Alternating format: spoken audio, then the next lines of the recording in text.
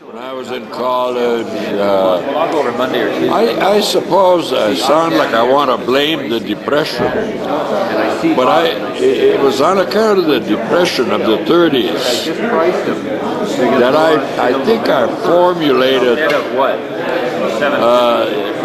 not sentiments against lawyers, but a feature of lawyers, what I thought was lawyers' existence. What I'm referring to is that in the 30s, when anybody took almost anything as a job, a lot of lawyers abandoned law if they could grab something else. First things first. Well, one of the things that did to me, that I did with that, not it didn't. Things don't do things to me. Things I do with them. One of the things I did with that was compare that, and I'm in my late teens at that time. In 1930, I was 15. What I did with that was to develop the complex or the illusion, I don't know what to call it, the thoughts.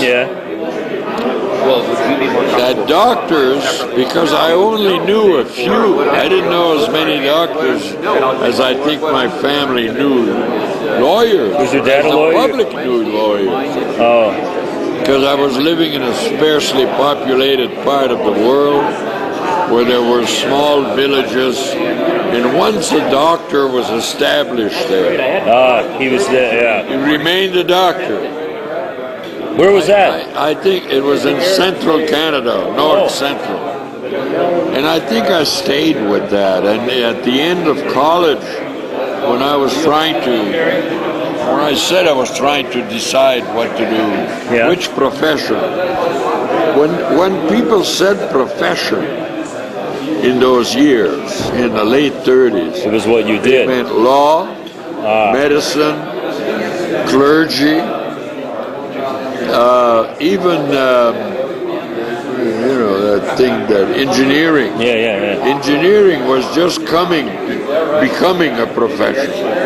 It was mentioned, but those were like accountants and I see.